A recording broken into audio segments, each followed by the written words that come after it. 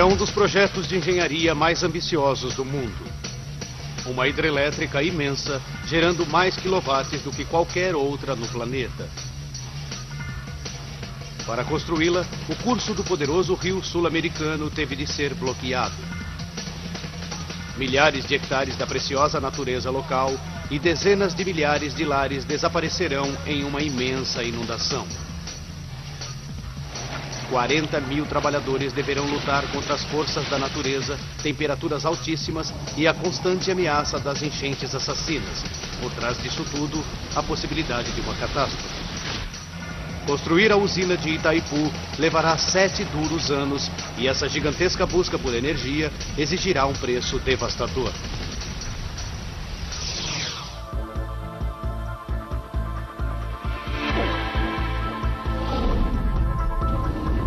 Obras incríveis. Itaipu. O rio Paraná, com 4.000 quilômetros de comprimento, é o segundo maior rio da América do Sul, superado apenas pelo poderoso Amazonas.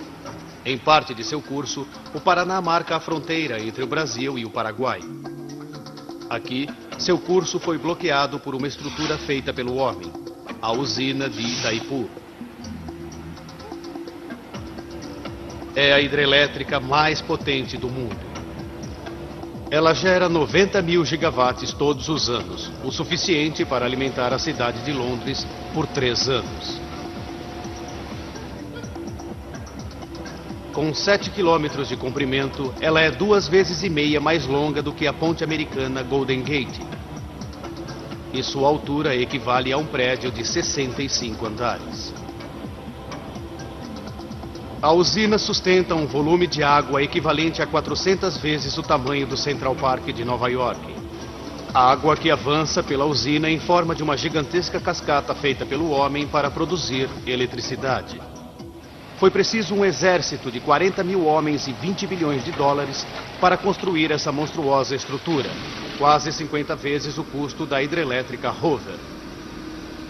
O italiano Piero Sembinelli foi um dos engenheiros na construção da usina. Não imaginávamos o quanto esse projeto seria difícil. A usina está localizada em um dos locais mais remotos do mundo. Mas por que o projeto mais ambicioso do mundo de uma usina hidrelétrica foi realizado aqui?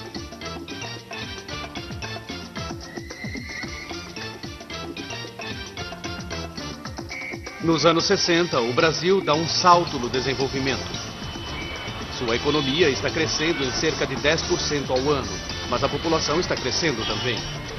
Já soma mais de 70 milhões de pessoas. E em 3 décadas, a população do Brasil chegará a 170 milhões e o país estará entre os 10 mais populosos do mundo. O crescimento do país criará uma necessidade urgente de energia. O governo precisa encontrar uma maneira de satisfazer essa necessidade da população futura ou enfrentar uma crise econômica. Mas como? O país não tem gás nem petróleo o suficiente para evitar uma crise de energia e não pode se dar ao luxo de gastar dinheiro em importações de combustível. Mas então, alguém teve uma ideia de gênio.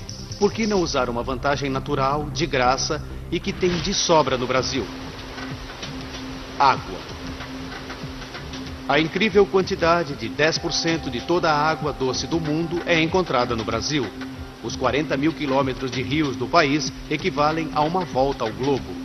Se esse vasto potencial de água pudesse ser represado pela tecnologia hidrelétrica, as exigências de energia poderiam ser cumpridas sem as custosas importações de petróleo. O Brasil está pensando grande. O governo quer que uma imensa usina supra a enorme demanda da nação por energia.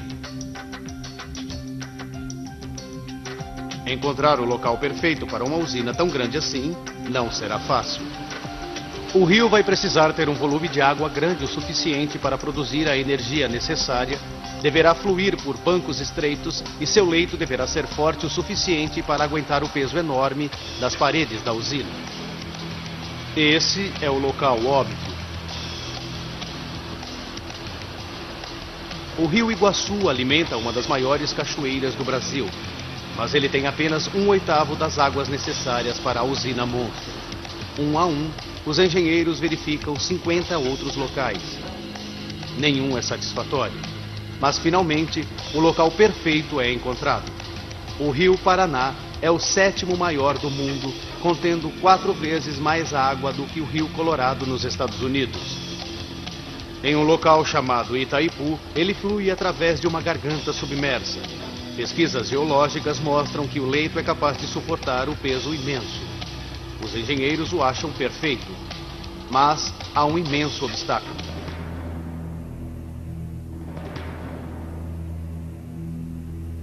A garganta fica bem na fronteira entre o Brasil e seu antigo inimigo do século XIX, o Paraguai.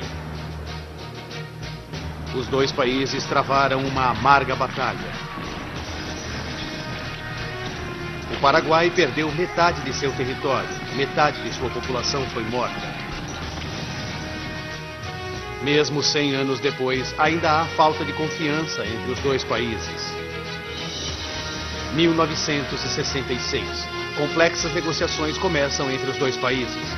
O projeto da usina fica suspenso por 7 anos.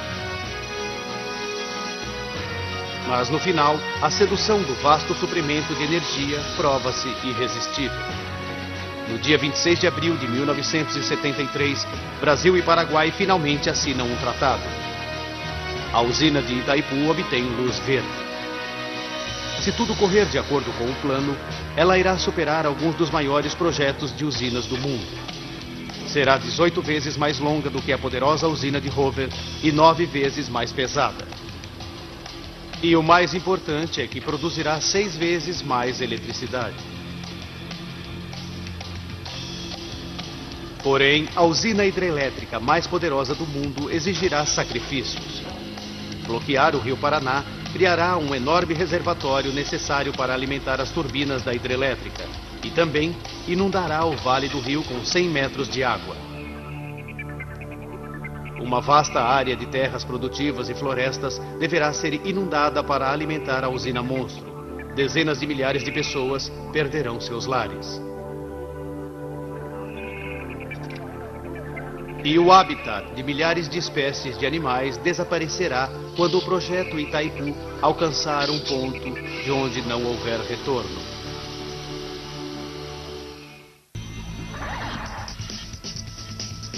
Maio de 1975.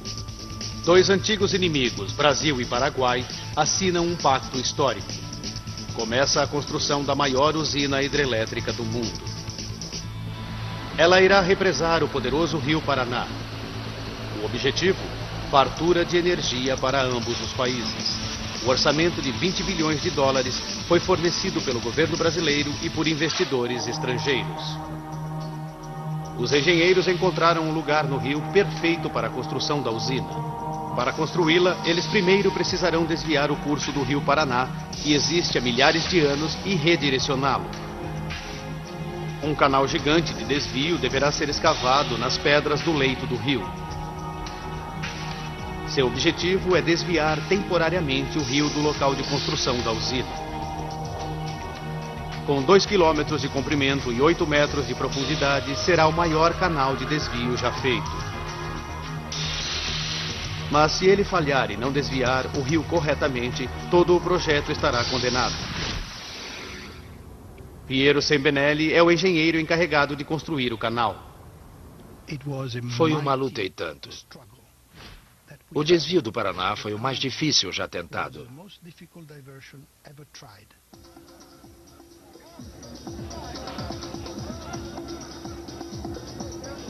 2 de maio de 1975. Começa a construção de Itaipu. A primeira coisa a fazer é cavar o canal para desviar o rio. Levará 3 anos de trabalho com explosivos, cavadoras mecânicas e força total para cortar as rochas. Enquanto isso, outros estão contando o custo ambiental resultante da construção de um projeto desse tamanho. Depois de construída, a usina de Itaipu transformará o Vale do Rio Paraná em um reservatório gigante. Uma área 2 vezes maior do que a cidade de Chicago será inundada até a profundidade de 100 metros. À medida que as escavações aumentam, os consultores ambientais começam o trabalho. Sua tarefa: descobrir que animais e plantas poderão ser salvos da enchente que se aproxima. É o primeiro projeto de uma usina a tentar um grande plano de resgate. Mas nesse estágio há somente 17 pessoas envolvidas, a maioria voluntários. O brasileiro Fernão Carbonar é um deles. Era o começo do movimento ambiental em todo o mundo. Mas as regras não eram tão estritas e nem as exigências legais tão duras quanto são hoje. É uma corrida contra o relógio. Se o plano de resgate não for completado antes de o vale ser inundado, milhares de animais morrerão. Mas o trabalho leva tempo. 24,8. A pesquisa basicamente consistiu em andar pela mata e localizar os animais, procurando sua trilha.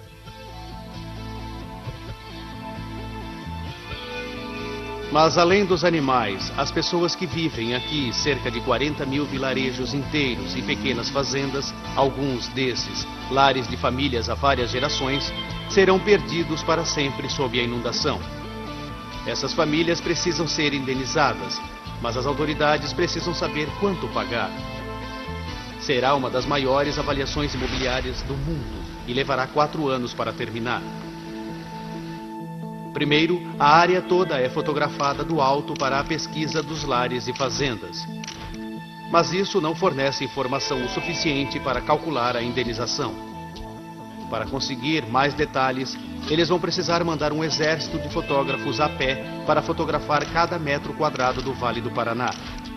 Esses homens e mulheres estão em uma missão. Têm que fazer uma avaliação precisa de cada casa e da terra ao redor dela. Tudo é registrado e fotografado. Alberto Frice avalia centenas de casas. Mediam-se as casas, descreviam-se as casas, fotografavam uma por uma. Podia ser um banquinho que era fotografado, uma boa casa era... Enquanto o processo de avaliação leva uma eternidade, a escavação para o canal de desvio está dentro do tempo previsto. 3 anos depois das escavações terem começado, os engenheiros estão prontos para demolir as paredes de concreto do canal e deixar o grande rio Paraná inundá-lo. 8 da manhã, dia 20 de outubro de 1978. Cargas de dinamite são colocadas em cada uma das extremidades do canal. É um momento de tensão. Se a explosão danificar o canal, ela poderá atrasar o projeto por anos.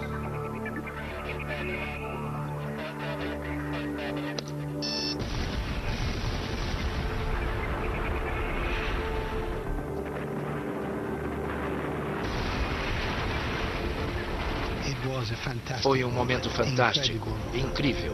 A explosão parecia fogos de artifício.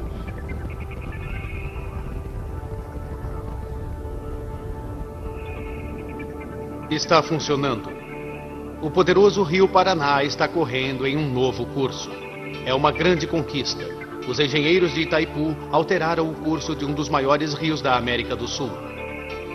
Mas é apenas a fase 1 do desvio. Uma parte da água ainda corre pelo antigo leito.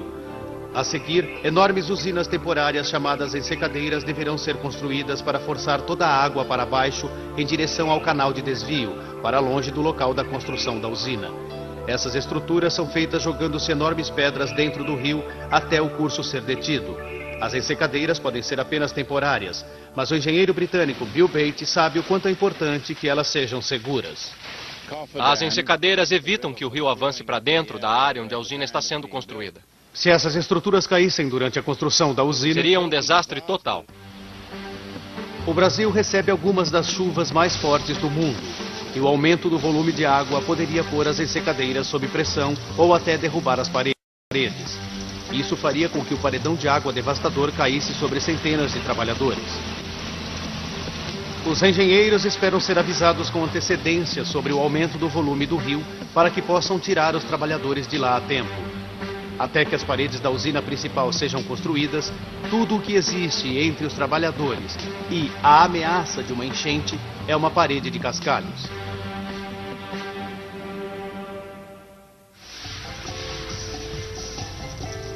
Agora que o Rio Paraná foi completamente desviado, o trabalho mais difícil, ou seja, a construção das enormes paredes da usina de Itaipu, pode começar.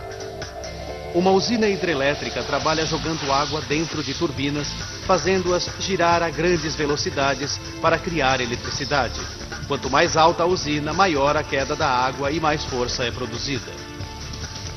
Os engenheiros de Itaipu sabem que a água na usina tem que cair de 100 metros para produzir a quantidade recorde prometida de energia. Mas o leito do rio só tem 50 metros de profundidade. A solução? Construir uma série de usinas secundárias.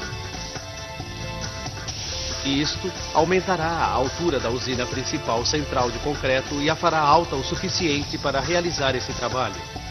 Isso significa alongar a estrutura da usina por 7 quilômetros vale adentro. Outono de 1975. O trabalho de construção das usinas secundárias começa. Enquanto isso, a avaliação das casas, fazendas e terras no Vale do Rio, que serão cobertos pelas águas, se completa. As autoridades brasileiras e paraguaias sabem que antes de inundar a área vão precisar comprar cerca de 8.500 casas e fazendas. O custo? $500 bilhão no dinheiro de hoje. Isso está no topo dos $20 milhões do custo da usina propriamente dita.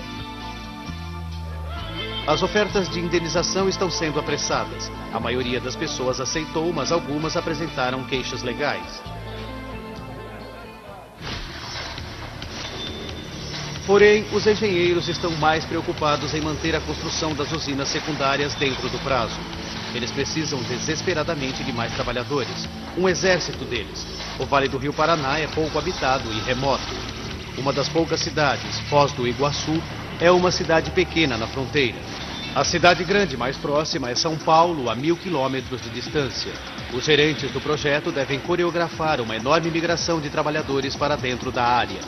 Eles chegam às dezenas de milhares de todas as regiões do Brasil. Tudo o que uma grande cidade precisa, desde escola e hospitais até igrejas e jardins de infância, precisam ser construídos. Novas casas são construídas só para abrigar os novos trabalhadores. Há um aumento intenso nas linhas de produção de alimento para alimentar o sempre crescente número de trabalhadores. A cidade de Foz do Iguaçu está crescendo a uma taxa inacreditável. Estamos falando de um movimento para dentro de uma cidadezinha de cerca de 30 mil trabalhadores. O que antes era uma cidade pequena torna-se uma cidade com um movimento inacreditável, praticamente da noite para o dia.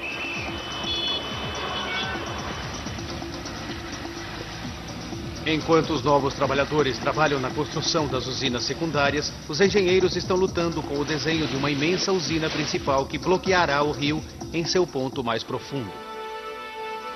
Todas as usinas deverão ser capazes de uma coisa: elas deverão resistir à inimaginável pressão da água do reservatório atrás delas. Onde a geografia permite, as usinas podem ser simples paredes ancoradas em rochas ao redor.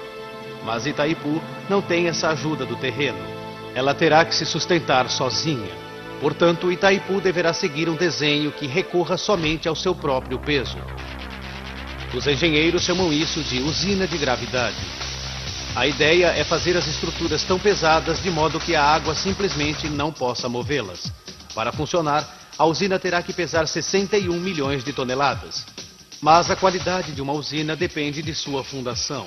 O leito do rio precisa ser incrivelmente forte. Qualquer fraqueza poderá fazer a usina ruir. Uma tragédia incalculável. Os engenheiros empreenderam uma pesquisa detalhada. Os resultados são bons. As fundações da usina são firmes e eles têm um trunfo na manga para economizar dinheiro. Uma usina feita de concreto sólido pesaria mais do que o necessário e adicionaria custos altíssimos desnecessários. O plano é fazer as paredes da usina principal ocas. Desde que tenha peso suficiente, ela resistirá à pressão da água, o que não significa que ela seja absolutamente sólida. Ela pode ser oca e ainda assim resistir à pressão da água. Construir a usina oca significa que sua base pode ser ainda mais larga com a mesma quantidade de concreto. E todas as paredes irão se inclinar mais gentilmente, empurrando a água com pressão para a base abaixo, onde a usina é mais forte. Isso também significa que o equipamento gerador de energia poderá ficar dentro da própria usina. É uma solução inteligente. Junho de 1979. Os preparativos para a usina principal estão dentro do prazo previsto e os gerentes estão determinados a continuar assim. Tudo está indo bem. Mas depois o trabalho para abruptamente. Há um problema com o leito do rio. À medida que cavávamos as fundações, descobrimos que as condições, na verdade, não eram bem as que esperávamos. Uma notícia desastrosa. A pesquisa considerou o leito do rio perfeito, mas agora os engenheiros se depararam com uma fraca camada de pedras que se desfazem como um dente podre 20 metros abaixo. Os engenheiros temem que ela não aguente o peso da usina. Se eles continuarem a construção, a usina poderá cair. São cavados túneis na pedra de modo que os engenheiros possam investigar a camada suspeita. Apenas uma inspeção detalhada revelará a escala do problema. Eles rezam para que seja apenas um pedaço de rocha ruim. O engenheiro Conrado Piacentini investiga os segredos do leito do rio. Essa é a rocha boa e essa é a de má qualidade. Como podem ver, é muito macia e não é boa para fundações. A rocha podre está em toda parte no local onde foi planejada a fundação da usina. Construir uma usina de 11 milhões de toneladas em cima disso seria crime e irresponsabilidade. Os engenheiros precisam encontrar uma solução depressa. Os trabalhadores ficam parados enquanto os engenheiros e geólogos lutam com o problema. Finalmente, encontram um plano que poderá funcionar. Eles não podem construir sobre a camada de rochas fracas, mas será que podem substituir essa camada? Como dentistas, os engenheiros retiram a rocha podre e cobrem a superfície com concreto extra forte. Está dando certo, mas o trabalho extra levará meses e adicionará 20 milhões de dólares ao orçamento. Consertar a camada de rocha inútil poderá ameaçar todo o prazo para a construção da usina. E o calor implacável do sol do Brasil está prestes a dar aos engenheiros outra dor de cabeça.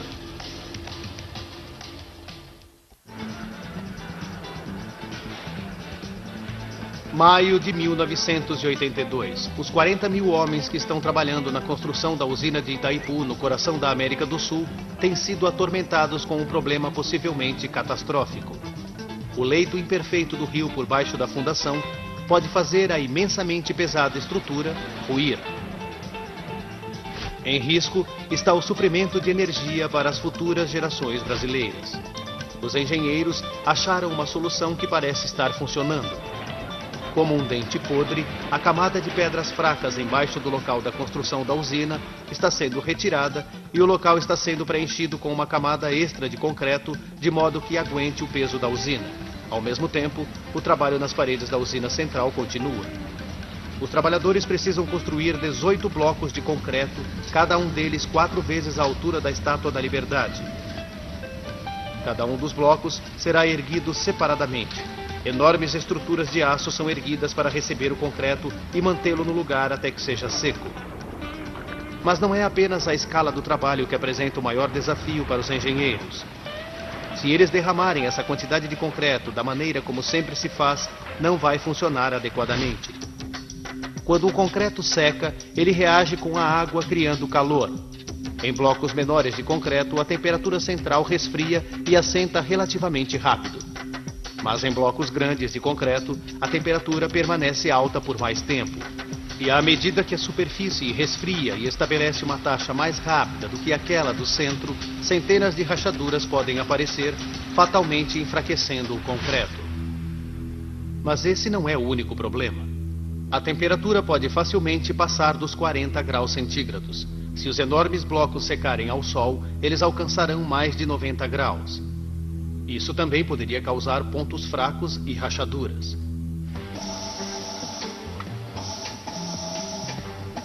Os engenheiros realizam teste após teste no concreto nessas condições para ver como ele reage às pressões extremas.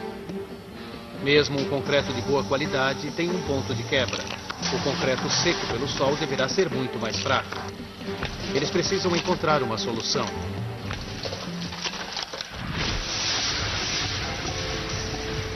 Os engenheiros vêm lutando com o problema do concreto.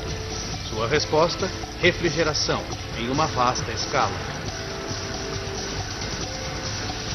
2 enormes usinas de resfriamento resfriarão cada centímetro do concreto.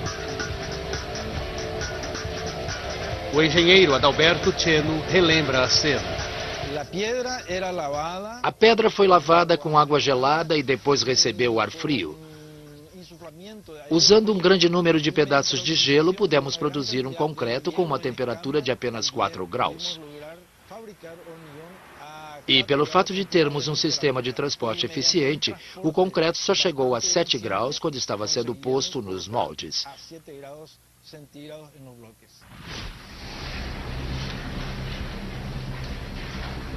A escala do trabalho de refrigeração é vasta.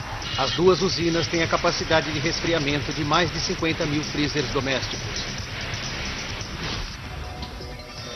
Em junho de 82, a corrida é para permanecer no prazo para a finalização da usina, que é de apenas 3 meses. 7 grandes caminhos aéreos de cabo agora alimentam a fome insaciável da usina por concreto, partindo de 6 enormes usinas de produção. Esse cimento estava sendo trazido de milhares de quilômetros. De uma só vez, alguma coisa como 140 toneladas de cimento chegava a cada 20 minutos.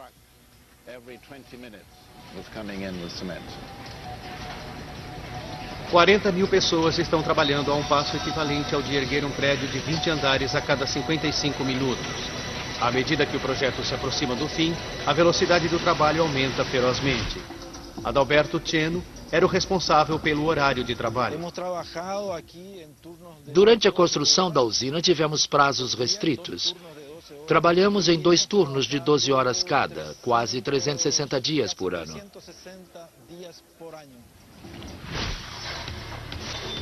À medida que a contagem regressiva para a finalização da usina e da inundação do vale começa, os conservacionistas começam a retirar a vida selvagem do local. Eles esperam salvar 30 mil animais, recolocá-los em novas áreas ou em santuários feitos para a vida selvagem. A equipe de resgate sabe que é uma corrida contra o tempo para tentar salvar o maior número de animais possível antes da enchente. Ao mesmo tempo, a imensa tarefa de recolocar mais de 8.500 famílias está acontecendo.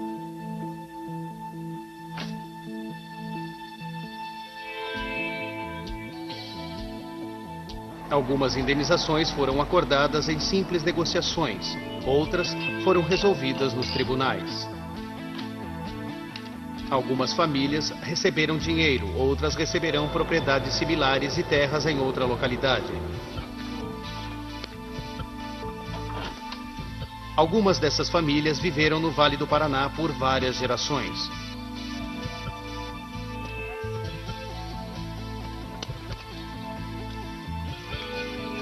Para muitas delas, será um momento devastador quando tiverem que deixar seus lares para sempre.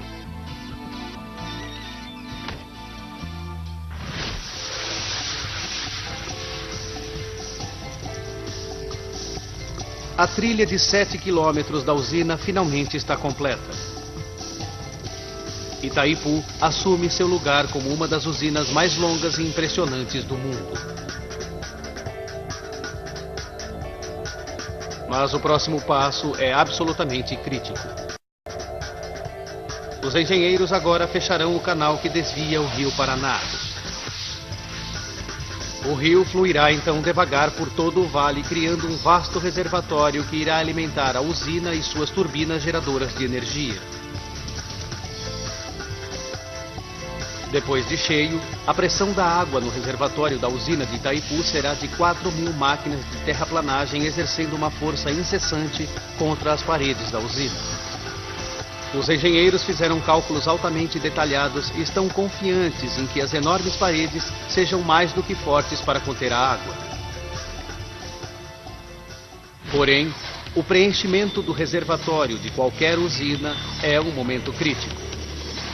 O concreto das paredes da usina será todo o sustento do vasto reservatório e das 280 mil pessoas que vivem ao redor de Foz do Iguaçu. A falha de qualquer uma das usinas principais sempre é um grande desastre, porque a quantidade de água liberada criaria uma onda que inundaria tudo e causaria um dano tremendo.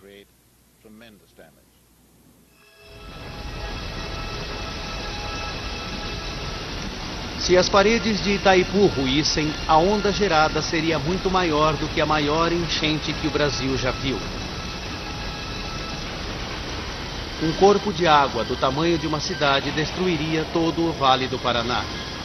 A onda alcançaria a velocidade de 50 km por hora e demoliria tudo em seu caminho, com exceção dos prédios mais firmes. O número de mortos dependeria de as pessoas que vivem no vale terem algum aviso da enchente. Dia 3 de junho de 1976, a usina de Teton, em Idaho, Estados Unidos, está sendo cheia pela primeira vez. Os engenheiros localizaram uma rachadura nas paredes e tentaram consertar. Eles falharam. 2 dias depois, a terça parte do lado ocidental da usina simplesmente se desintegrou. Os engenheiros culparam a erosão na base feita de terra e pedras da usina. Ninguém havia avisado os moradores locais. O colapso da usina de Teton causou centenas de milhares de dólares de danos às propriedades, ao gado e às colheitas. Mas, por milagre, somente 14 pessoas morreram.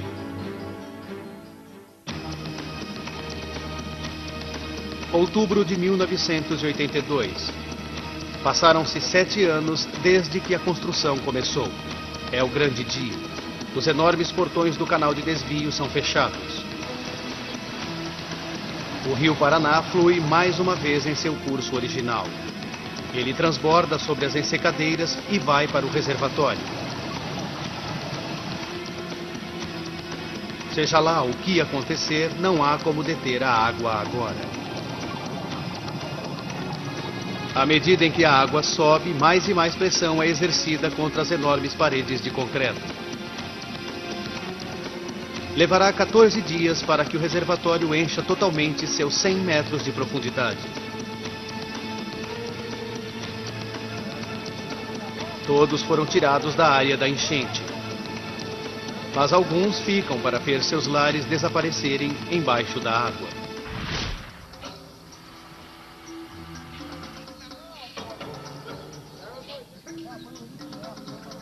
Um exército de 316 conservacionistas brasileiros e paraguaios sai para sua última missão: salvar o maior número de animais possível. À medida em que o nível da água sobe lentamente, pequenas ilhas nas terras mais altas são deixadas para trás. Elas são apenas temporárias e em algumas horas desaparecerão para sempre. Por enquanto, elas fornecem um último e desesperado refúgio para animais assustados. Fernão Carbonari e sua equipe de resgate, como um Noé dos dias modernos em pequenas arcas, tentam salvar o maior número de animais possível antes que seja tarde demais. A gente via animais venenosos de pertinho. Pegamos várias cobras peçonhentas pela cauda. Logo, os animais só tinham o topo das árvores como abrigo. E há perigos para a equipe de resgate também. A água estava alta, então dá para imaginar a gente se aproximando de barco perto do topo de uma árvore. A gente nem sabia o que esperar. Às vezes víamos a 20, 30 centímetros uma cascavel ou outro animal venenoso qualquer.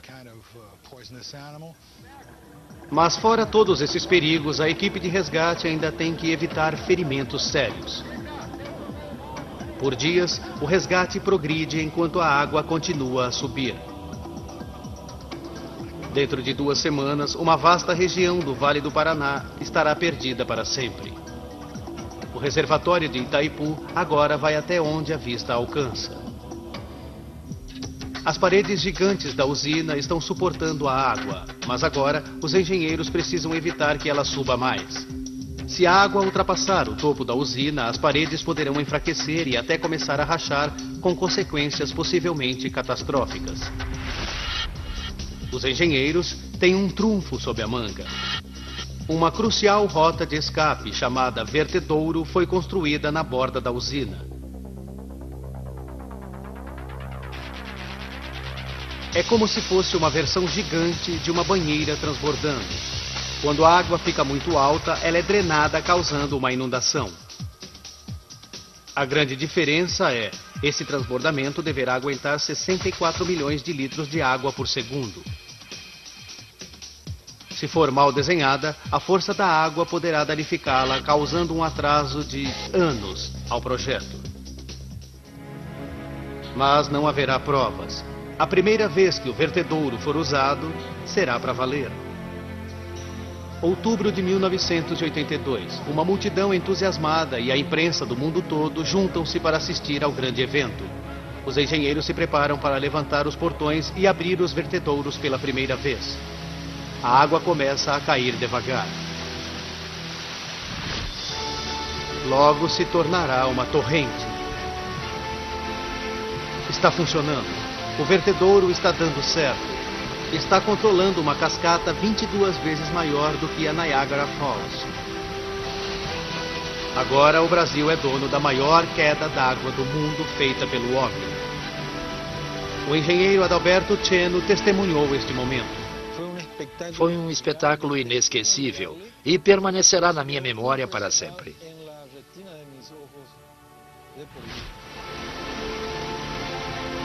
Os engenheiros estão aliviados e felizes por enquanto, mas as preocupações com o vertedouro ainda não acabaram. O vertedouro está conseguindo lidar com o volume de água, mas eles sabem que toda aquela água forçando a parte de baixo poderá afetar a usina propriamente dita.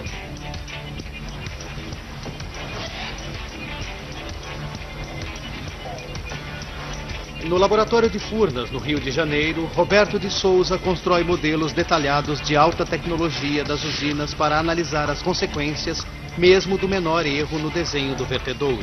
Mesmo no modelo reduzido, tá? A gente faz um estudo muito detalhado, tá?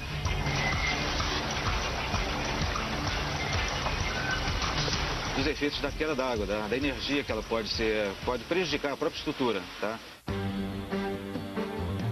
Quando a água atinge a parte final do vertedouro, ela cai embaixo da usina com uma força imensa, revolvendo o rio. Essa energia tem que ser dissipada usando uma curva para cima como uma pista para saltos de esqui que força a água para o ar, reduzindo sua força. Essa dissipação de energia é tão importante que, vamos dizer assim, um projeto bem feito, ele pode evitar danos à própria estrutura, tá? Como ao terreno ajusante. Os engenheiros recorrem a modelos de escala para conseguir um ângulo exato, como em uma pista para saltos com esqui. Mas se eles calcularem mal, a água voltará por cima de si mesma e poderá danificar seriamente o leito do rio. E se o processo continuar por anos, ele poderá causar uma erosão na fundação da usina. Os engenheiros de Itaipu calcularam que haverá alguma erosão, mas não o suficiente para causar danos sérios. Tudo o que eles podem fazer por enquanto é continuar verificando o leito do rio e ter esperanças. Se der alguma coisa errada, a estrutura da usina em si poderá estar em perigo.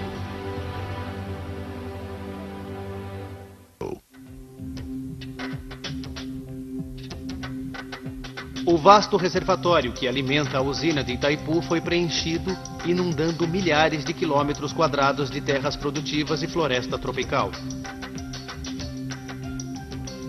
30 mil aves, mamíferos e répteis foram salvos pelos conservacionistas, mas todos eles precisam de novos lares. Alguns são recolocados, mas 300 serão levados para um santuário de vida selvagem. O refúgio Bela Vista não é um zoológico. As espécies ameaçadas que foram salvas se reproduzirão aqui e acabarão voltando para a natureza um dia. Bela Vista é também um dos primeiros centros voltados para educar os habitantes locais sobre a vida selvagem que existe perto deles. 700 quilômetros quadrados de floresta são perdidos na inundação do vale. Mas milhares de novas árvores são plantadas ao redor da borda do reservatório. Um programa de conservação como o feito em Itaipu parece básico, julgando-se por padrões modernos, mas nos anos 80 ele representa uma atitude tanto para minimizar os danos causados pelas usinas de larga escala. Nos 9 anos seguintes, a finalização de Itaipu se desenrola. Com o término das paredes da usina, começa o trabalho da usina geradora de energia. 18 tubos gigantes para afunilar a passagem da água por turbinas, cada um da altura de um prédio de 30 andares, são construídos. As turbinas pesam 800 toneladas, peso de 2 juncos. Elas são tão grandes que foi preciso construir veículos especiais para transportá-las.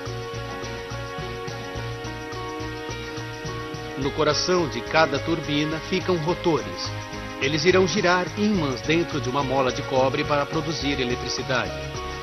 Embora os rotores tenham mais de 16 metros de uma ponta a outra, eles têm de ser instalados precisamente, não desprezando nem o espaço de 1/10 de milímetro. E isso não é tudo. O maior volume da eletricidade gerada na usina de Itaipu é destinado às grandes cidades de São Paulo e Rio de Janeiro. E essas cidades estão a mais de 1.000 quilômetros de distância. Uma enorme rede de torres ao longo do interior do Brasil é erguida. Os fios que ligam as torres da usina são longos o suficiente para dar a volta no planeta 1,5 vezes. À medida em que se aproxima do momento em que produzirá energia, os engenheiros inspecionam o leito do rio procurando por sinais de danos causados pela queda da água dos vertedouros. Esse é o tipo de erosão que enormes volumes de água podem causar quando viajam em alta velocidade. Qual a seriedade de uma erosão causada por um vertedouro? Não parece pouco. Os engenheiros tiram medidas precisas. Eles fazem mais cálculos. Será que a erosão está acontecendo mais perto das fundações da usina? Para seu grande alívio, os engenheiros descobrem que sua previsão original está certa. A erosão não está aumentando. As fundações da usina estão seguras.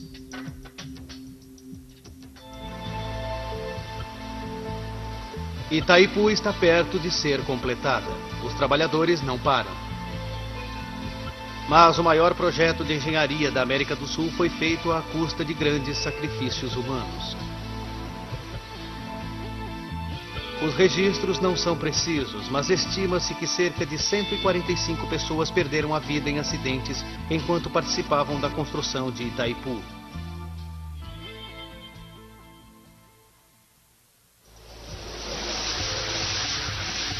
Maio de 1984. E Itaipu está prestes a conseguir seu objetivo e produzir eletricidade pela primeira vez. É o momento pelo qual todos estavam esperando. O fim de 9 anos de trabalho estafante. A água jorra pelos portões no topo da usina, despejando e girando as turbinas. Para os engenheiros e trabalhadores, é um triunfo. Uma a uma, todas as turbinas geram vida e em abril de 1991, Itaipu se torna a usina hidrelétrica mais poderosa do planeta, gerando eletricidade o suficiente para iluminar até 120 milhões de lâmpadas. E Itaipu agora está alimentando a exigência de energia de 24 milhões de brasileiros no Rio de Janeiro e em São Paulo. A eletricidade flui sem nenhum problema por 10 anos. Até que no dia 21 de janeiro de 2002, às 13h30 da tarde, sem nenhum aviso, 13 das 18 turbinas gigantes de Itaipu pararam de repente. A produção de eletricidade para. Os engenheiros de Itaipu não entendem o que deu errado. Rio de Janeiro e São Paulo param. Os semáforos param de funcionar, causando engarrafamentos de vários quilômetros.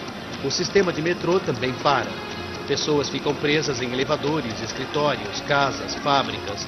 Fica tudo no escuro. O que está causando esta falha? José Ricardo da Silveira está a cargo da eletricidade. Todos os geradores e todo o sistema de transmissão para o Brasil. No momento, não sabíamos exatamente o que havia acontecido. Depois de várias investigações, os engenheiros elétricos finalmente descobriram o problema. Uma torre havia caído. O sistema de transmissão não pôde aguentar o nível de energia que Itaipu estava gerando. Ele afetou a estrutura que desliga o sistema que gera energia na poderosa usina. O resultado disso? 12 bilhões de dólares são gastos para melhorar o sistema de transmissão e evitar futuros blackouts. As cidades brasileiras, em apenas uma tarde, tomam conhecimento de como dependem da eletricidade de Itaipu. 20 anos se passaram e Itaipu permanece uma conquista extraordinária. E foi recentemente votada pelos engenheiros como uma das 7 maravilhas do mundo moderno. Hoje, 90% da energia do Brasil são gerados por usinas hidrelétricas. Usinas como essa ajudaram as cidades e indústrias brasileiras a crescer e levar eletricidade para pessoas que vivem em áreas remotas do país. Mas a total confiança no poder da água teve um preço. Nos últimos anos, a menor quantidade de chuva reduziu o poder das usinas, forçando cortes e racionamentos de energia. E em todo o mundo, há uma crescente consciência da ameaça ambiental que as usinas hidrelétricas podem causar.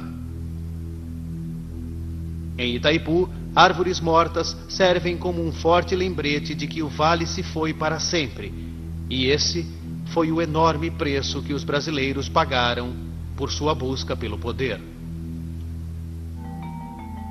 300 vezes o tamanho do Central Park de Nova York. Água que avança pela usina em forma de uma gigantesca cascata feita pelo homem para produzir eletricidade. Foi preciso um exército de 40 mil homens e 20 bilhões de dólares para construir essa monstruosa estrutura, quase 50 vezes o custo da hidrelétrica Hoover. O italiano Piero Sembenelli foi um dos engenheiros na construção da usina. Não imaginávamos o quanto esse projeto seria difícil. A usina está localizada em um dos locais mais remotos do mundo. Mas por que o projeto mais ambicioso do mundo de uma usina hidrelétrica foi realizado aqui?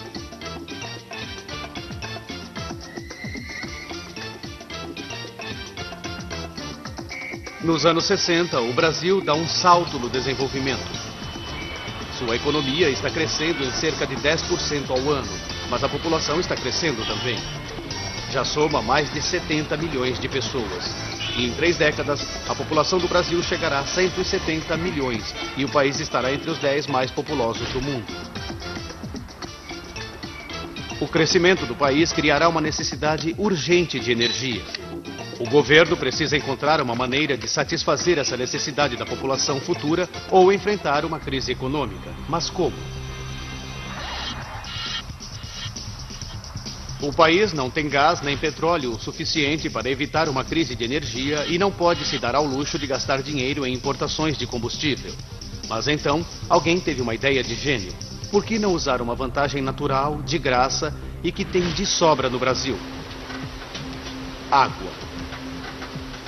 A incrível quantidade de 10% de toda a água doce do mundo é encontrada no Brasil. Os 40 mil quilômetros de rios do país equivalem a uma volta ao globo. Se esse vasto potencial de água pudesse ser represado pela tecnologia hidrelétrica, as exigências de energia poderiam ser cumpridas sem as custosas importações de petróleo. O Brasil está pensando grande. O governo quer que uma imensa usina supra a enorme demanda da nação por energia. Encontrar o local perfeito para uma usina tão grande assim não será fácil. O rio vai precisar ter um volume de água grande o suficiente para produzir a energia necessária, deverá fluir por bancos estreitos e seu leito deverá ser forte o suficiente para aguentar o peso enorme das paredes da usina. Esse é o local óbvio. O rio Iguaçu alimenta uma das maiores cachoeiras do Brasil, mas ele tem apenas 1/8 das águas necessárias para a usina monstro. Um a um, os engenheiros verificam 50 outros locais. Nalo. Um canal gigante de desvio deverá ser escavado nas pedras do leito do rio. Seu objetivo é desviar temporariamente o rio do local de construção da usina. Com 2 quilômetros de comprimento e 8 metros de profundidade, será o maior canal de desvio já feito. Mas se ele falhar e não desviar o rio corretamente, todo o projeto estará condenado. Piero Sembenelli é o engenheiro encarregado de construir o canal. Foi uma luta e tanto. O desvio do Paraná foi o mais difícil já tentado.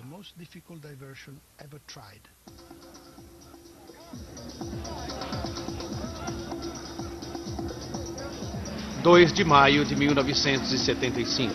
Começa a construção de Itaipu. A primeira coisa a fazer é cavar o canal para desviar o rio.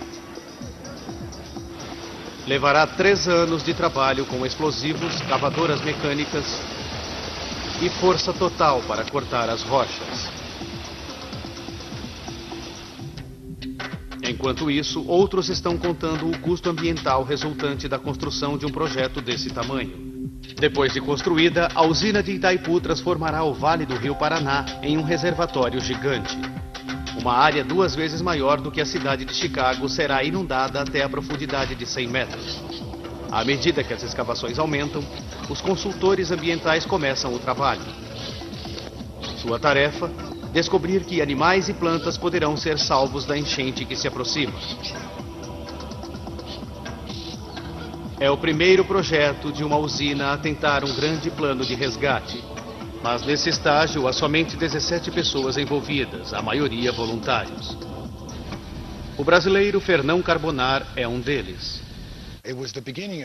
Era o começo do movimento ambiental em todo o mundo. Mas as regras não eram tão estritas e nem as exigências legais tão duras quanto são hoje. É uma corrida contra o relógio. Se o plano de resgate não for completado antes de o vale ser inundado, milhares de animais morrerão. Mas o trabalho leva tempo. A pesquisa basicamente consistiu em andar pela mata e localizar os animais, procurando sua trilha.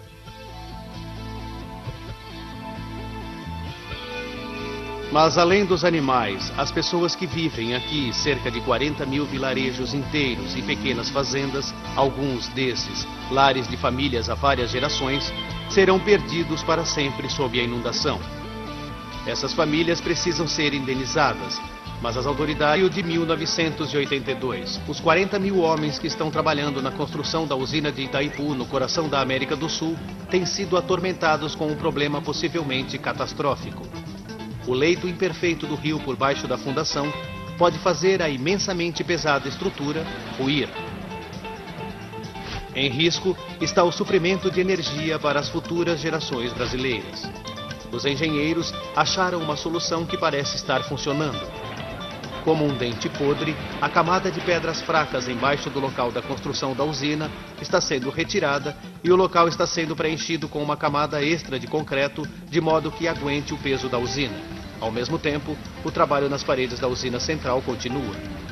Os trabalhadores precisam construir 18 blocos de concreto, cada um deles 4 vezes a altura da Estátua da Liberdade.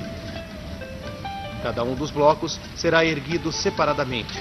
Enormes estruturas de aço são erguidas para receber o concreto e mantê-lo no lugar até que seja seco. Mas não é apenas a escala do trabalho que apresenta o maior desafio para os engenheiros. Se eles derramarem essa quantidade de concreto da maneira como sempre se faz, não vai funcionar adequadamente. Quando o concreto seca, ele reage com a água criando calor. Em blocos menores de concreto, a temperatura central resfria e assenta relativamente rápido. Mas em blocos grandes de concreto, a temperatura permanece alta por mais tempo. E à medida que a superfície resfria e estabelece uma taxa mais rápida do que aquela do centro, centenas de rachaduras podem aparecer, fatalmente enfraquecendo o concreto. Mas esse não é o único problema. A temperatura pode facilmente passar dos 40 graus centígrados. Se os enormes blocos secarem ao sol, eles alcançarão mais de 90 graus. Isso também poderia causar pontos fracos e rachaduras. Os engenheiros realizam teste após teste no concreto nessas condições para ver como ele reage às pressões extremas. Mesmo um concreto de boa qualidade tem um ponto de quebra. O concreto seco pelo sol deverá ser muito mais fraco. Eles precisam encontrar uma solução.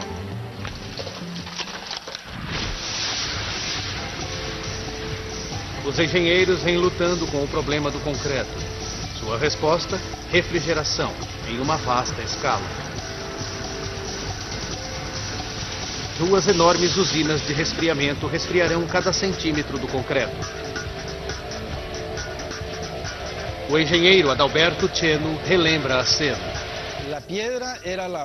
A pedra foi lavada com água gelada e depois recebeu ar frio. Usando um grande número de pedaços de gelo, pudemos produzir um concreto com uma temperatura ponta a outra. Eles têm de ser instalados precisamente, não desprezando nem o espaço de 1/10 de milímetro. E isso não é tudo. O maior volume da eletricidade gerada na usina de Itaipu é destinado às grandes cidades de São Paulo e Rio de Janeiro. E essas cidades estão a mais de 1.000 quilômetros de distância. Uma enorme rede de torres ao longo do interior do Brasil é erguida.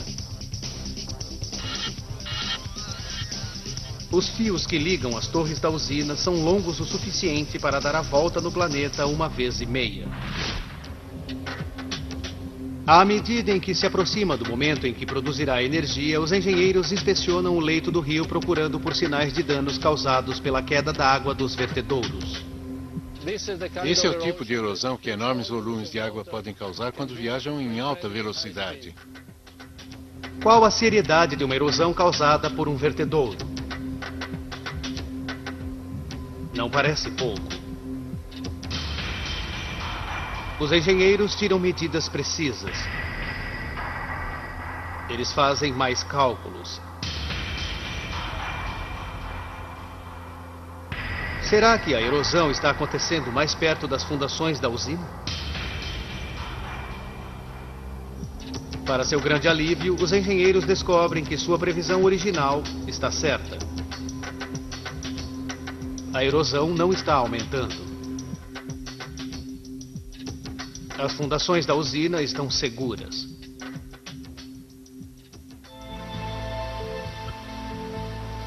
Itaipu está perto de ser completada.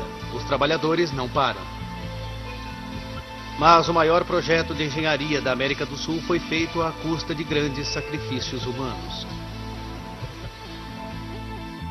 Os registros não são precisos, mas estima-se que cerca de 145 pessoas perderam a vida em acidentes enquanto participavam da construção de Itaipu.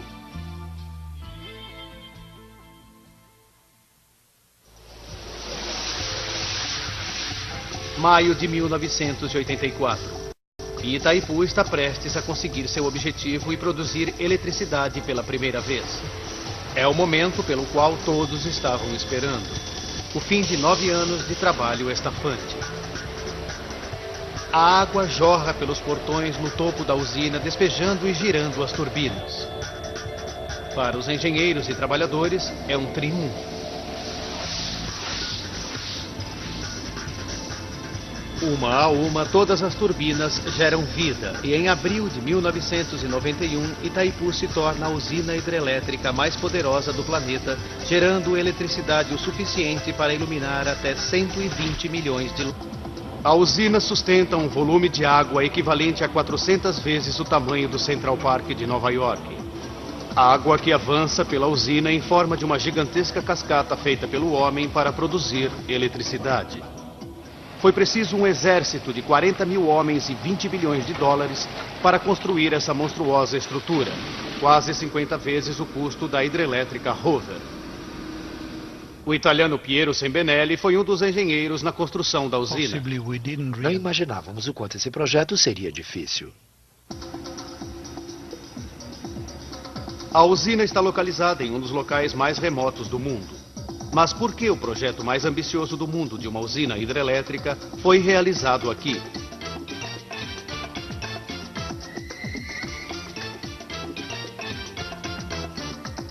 Nos anos 60, o Brasil dá um salto no desenvolvimento. Sua economia está crescendo em cerca de 10% ao ano, mas a população está crescendo também. Já soma mais de 70 milhões de pessoas. E em 3 décadas, a população do Brasil chegará a 170 milhões e o país estará entre os 10 mais populosos do mundo. O crescimento do país criará uma necessidade urgente de energia. O governo precisa encontrar uma maneira de satisfazer essa necessidade da população futura ou enfrentar uma crise econômica. Mas como? O país não tem gás nem petróleo o suficiente para evitar uma crise de energia e não pode se dar ao luxo de gastar dinheiro em importações de combustível. Mas então, alguém teve uma ideia de gênio. Por que não usar uma vantagem natural, de graça e que tem de sobra no Brasil? Água. A incrível quantidade de 10% de toda a água doce do mundo é encontrada no Brasil. Os 40 mil quilômetros de rios do país equivalem a uma volta ao globo. Se esse vasto potencial de água pudesse ser represado pela tecnologia hidrelétrica, as exigências de energia poderiam ser cumpridas sem as custosas importações de petróleo. O Brasil está pensando grande. O governo quer que uma imensa usina supra a enorme demanda da nação por energia. Encontrar o local perfeito para uma usina tão grande assim não será fácil. O rio vai precisar ter um volume de água grande o suficiente para produzir a energia necessária, deverá fluir por bancos estreitos e seu leito deverá ser forte o suficiente para aguentar o peso enorme das paredes da usina. Esse é o local óbvio. O rio Iguaçu alimenta uma das maiores cachoeiras do Brasil, mas ele tem apenas 1/8 das águas necessárias para a usina monstro. Uma mais larga com a mesma quantidade de concreto, e todas as paredes irão se inclinar mais gentilmente, empurrando a água com pressão para a base abaixo, onde a usina é mais forte. Isso também significa que o equipamento gerador de energia poderá ficar dentro da própria usina. É uma solução inteligente. Junho de 1979. Os preparativos para a usina principal estão dentro do prazo previsto e os gerentes estão determinados a continuar assim. Tudo está indo bem. Mas depois o trabalho para abruptamente. Há um problema com o leito do rio. À medida que cavávamos as fundações, descobrimos que as condições, na verdade, não eram bem as que esperávamos. Uma notícia desastrosa. A pesquisa considerou o leito do rio perfeito, mas agora os engenheiros se depararam com uma fraca camada de pedras que se desfazem como um dente podre 20 metros abaixo. Os engenheiros temem que ela não aguente o peso da usina. Se eles continuarem a construção, a usina poderá cair. São cavados túneis na pedra de modo que os engenheiros possam investigar a camada suspeita. Apenas uma inspeção detalhada revelará a escala do problema. Eles rezam para que seja apenas um pedaço de rocha ruim. O engenheiro Conrado Piacentini investiga os segredos do leito do rio. Essa é a rocha boa e essa é a de má qualidade. Como podem ver, é muito macia e não é boa para fundações. A rocha podre está em toda parte no local onde foi planejada a fundação da usina. Construir uma usina de 11 milhões de toneladas em cima disso seria crime e irresponsabilidade. Os engenheiros precisam encontrar uma solução depressa. Os trabalhadores ficam parados enquanto os engenheiros e geólogos lutam com o problema. Finalmente, encontram um plano que poderá funcionar. Eles não podem construir sobre a camada de rochas fracas, mas será que podem substituir essa camada? Como dentistas, os engenheiros retiram a rocha podre e cobrem a superfície com concreto extra forte. Está dando certo, mas o trabalho extra levará meses e adicionará 20 milhões de dólares ao orçamento. Consertar a camada de rocha inútil poderá ameaçar todo o prazo para a construção da usina. E o calor implacável do sol do Brasil está prestes a dar aos engenheiros outra dor de cabeça.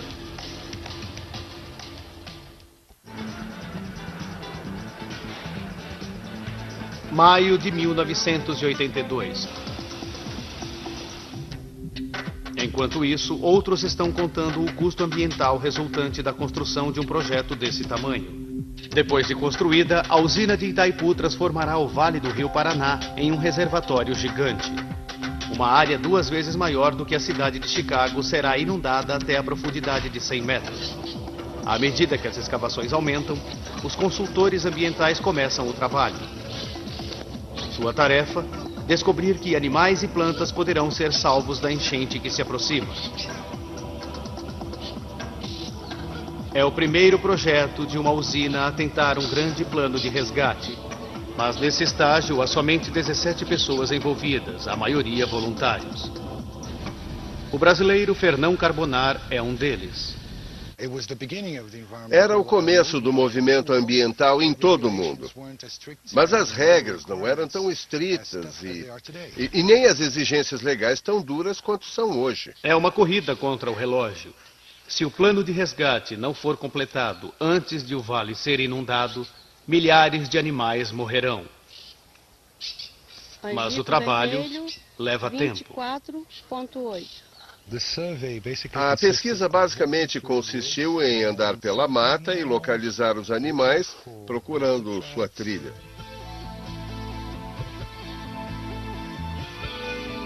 Mas além dos animais, as pessoas que vivem aqui, cerca de 40 mil vilarejos inteiros e pequenas fazendas, alguns desses, lares de famílias há várias gerações, serão perdidos para sempre sob a inundação.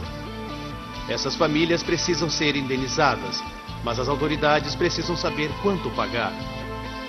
Será uma das maiores avaliações imobiliárias do mundo e levará 4 anos para terminar. Primeiro, a área toda é fotografada do alto para a pesquisa dos lares e fazendas. Mas isso não fornece informação o suficiente para calcular a indenização. Para conseguir mais detalhes, eles vão precisar mandar um exército de fotógrafos a pé para fotografar cada metro quadrado do Vale do Paraná. Esses homens e mulheres estão em uma missão. Têm que fazer uma avaliação precisa de cada casa e da terra ao redor dela. Tudo é registrado e fotografado. Alberto Frice avalia centenas de casas. Mediam-se as casas, descreviam-se as casas, fotografavam uma por uma. Podia ser um banquinho que era fotografado, uma boa casa era... Enquanto o processo de avaliação leva uma eternidade, a escavação para o canal de desvio está dentro do tempo previsto.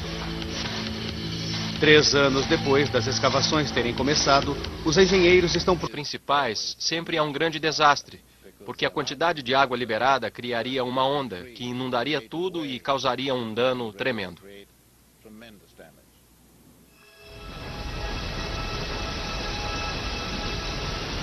Se as paredes de Itaipu ruíssem, a onda gerada seria muito maior do que a maior enchente que o Brasil já viu.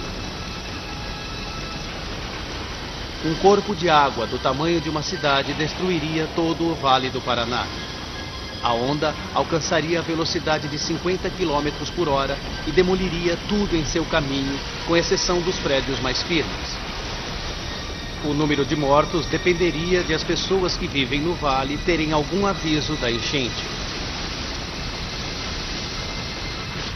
Dia 3 de junho de 1976, a usina de Teton, em Idaho, Estados Unidos, está sendo cheia pela primeira vez. Os engenheiros localizaram uma rachadura nas paredes e tentaram consertar. Eles falharam. 2 dias depois, a terça parte do lado ocidental da usina simplesmente se desintegrou. Os engenheiros culparam a erosão na base feita de terra e pedras da usina. Ninguém havia avisado os moradores locais. O colapso da usina de Teton causou centenas de milhares de dólares de danos às propriedades, ao gado e às colheitas. Mas, por milagre, somente 14 pessoas morreram. Outubro de 1982. Passaram-se 7 anos desde que a construção começou. É o grande dia. Os enormes portões do canal de desvio são fechados. O rio Paraná flui mais uma vez em seu curso original. Ele transborda sobre as ensecadeiras e vai para o reservatório. Seja lá o que acontecer, não há como deter a água agora. À medida em que a água sobe, mais e mais pressão é exercida contra as enormes paredes de concreto. Levará 14 dias para que o reservatório encha totalmente seus 100 metros de profundidade. Todos foram tirados da área da enchente. Mas alguns ficam para ver seus lares desaparecerem embaixo da água.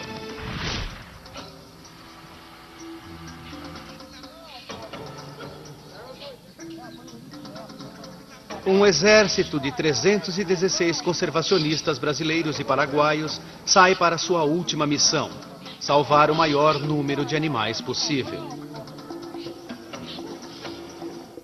À medida em que o nível da água sobe lentamente, pequenas ilhas nas terras mais altas são deixadas para os preparativos para a usina principal estão dentro do prazo previsto e os gerentes estão determinados a continuar assim. Tudo está indo bem.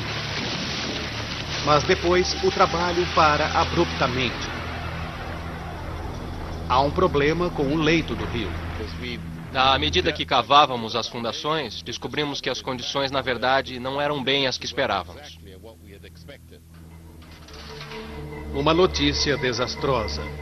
A pesquisa considerou o leito do rio perfeito, mas agora os engenheiros se depararam com uma fraca camada de pedras que se desfazem como um dente podre 20 metros abaixo. Os engenheiros temem que ela não aguente o peso da usina. Se eles continuarem a construção, a usina poderá cair. São cavados túneis na pedra de modo que os engenheiros possam investigar a camada suspeita. Apenas uma inspeção detalhada revelará a escala do problema. Eles rezam para que seja apenas um pedaço de rocha ruim. O engenheiro Conrado Piacentini investiga os segredos do leito do rio. Essa é a rocha boa e essa é a de má qualidade. Como podem ver, é muito macia e não é boa para fundações. A rocha podre está em toda parte no local onde foi planejada a fundação da usina. Construir uma usina de 11 milhões de toneladas em cima disso seria crime e irresponsabilidade. Os engenheiros precisam encontrar uma solução depressa. Os trabalhadores ficam parados enquanto os engenheiros e geólogos lutam com o problema. Finalmente, encontram um plano que poderá funcionar. Eles não podem construir sobre a camada de rochas fracas, mas será que podem substituir essa camada? Como dentistas, os engenheiros retiram a rocha podre e cobrem a superfície com concreto extra forte. Está dando certo, mas o trabalho extra levará meses e adicionará 20 milhões de dólares ao orçamento. Consertar a camada de rocha inútil poderá ameaçar todo o prazo para a construção da usina. E o calor implacável do sol do Brasil está prestes a dar aos engenheiros outra dor de cabeça.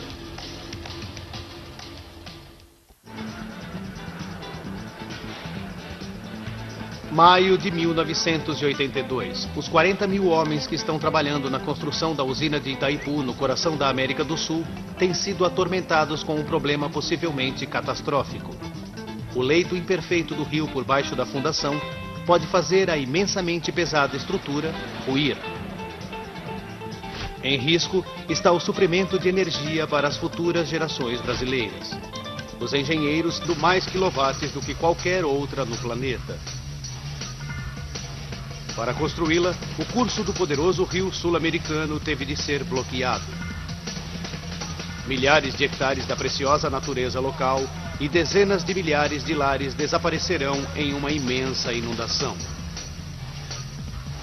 40 mil trabalhadores deverão lutar contra as forças da natureza, temperaturas altíssimas e a constante ameaça das enchentes assassinas. Por trás disso tudo, a possibilidade de uma catástrofe. Construir a usina de Itaipu levará 7 duros anos e essa gigantesca busca por energia exigirá um preço devastador.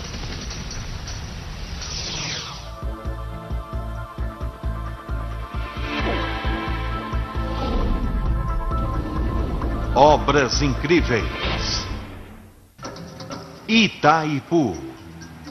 O Rio Paraná, com 4.000 quilômetros de comprimento, é o segundo maior rio da América do Sul, superado apenas pelo poderoso Amazonas. Em parte de seu curso, o Paraná marca a fronteira entre o Brasil e o Paraguai. Aqui, seu curso foi bloqueado por uma estrutura feita pelo homem, a usina de Itaipu. É a hidrelétrica mais potente do mundo. Ela gera 90.000 gigawatts todos os anos, o suficiente para alimentar a cidade de Londres por 3 anos. Com 7 quilômetros de comprimento, ela é 2,5 vezes mais longa do que a ponte americana Golden Gate. E sua altura equivale a um prédio de 65 andares. A usina sustenta um volume de água equivalente a 400 vezes o tamanho do Central Park de Nova York. A água que avança pela usina em forma de uma gigantesca cascata feita pelo homem para produzir eletricidade. Foi preciso um exército de 40.000 homens e 20 bilhões de dólares para construir essa monstruosa estrutura, quase 50 vezes o custo da hidrelétrica Hoover. O italiano Piero Sembenelli foi um dos engenheiros na construção da usina. Não imaginávamos o quanto esse projeto seria difícil. A usina está localizada em um dos locais mais remotos do mundo. Mas por que o projeto mais ambicioso do mundo de uma usina hidrelétrica foi realizado aqui?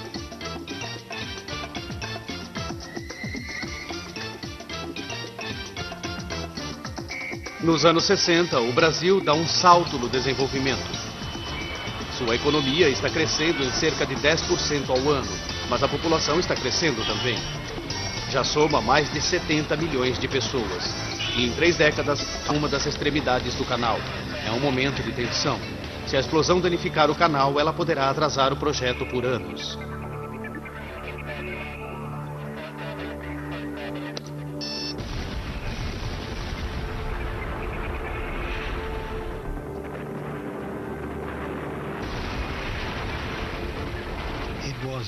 Foi um momento fantástico, incrível.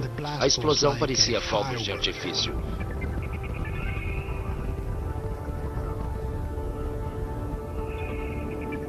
Está funcionando.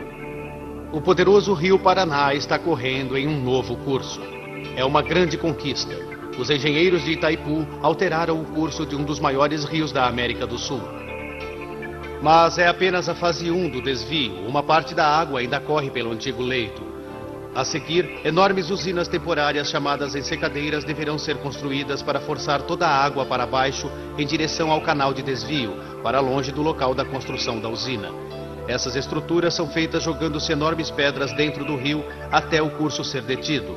As ensecadeiras podem ser apenas temporárias, mas o engenheiro britânico Bill Bates sabe o quanto é importante que elas sejam seguras. As ensecadeiras evitam que o rio avance para dentro da área onde a usina está sendo construída. Se essas estruturas caíssem durante a construção da usina... seria um desastre total. O Brasil recebe algumas das chuvas mais fortes do mundo. E o aumento do volume de água poderia pôr as ensecadeiras sob pressão ou até derrubar as paredes. Isso faria com que o paredão de água devastador caísse sobre centenas de trabalhadores. Os engenheiros esperam ser avisados com antecedência sobre o aumento do volume do rio para que possam tirar os trabalhadores de lá a tempo. Até que as paredes da usina principal sejam construídas, tudo o que existe entre os trabalhadores e a ameaça de uma enchente é uma parede de cascalhos.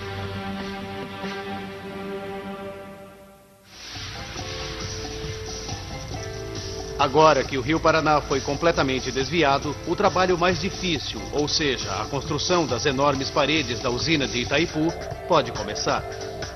Uma usina hidrelétrica trabalha jogando água dentro de turbinas, fazendo-as girar a grandes velocidades para criar eletricidade. Quanto mais alta a usina, maior a queda da água e mais força é produzida. Os engenheiros de Itaipu sabem que a água na usina tem que cair de 100 metros para produzir a quantidade recorde prometida de energia. Mas o leito do rio só tem 50 metros de profundidade. A solução? Construir uma série de usinas secundárias. Isto aumentará a altura da usina principal central de concreto e a fará alta o suficiente para realizar esse trabalho. Isso significa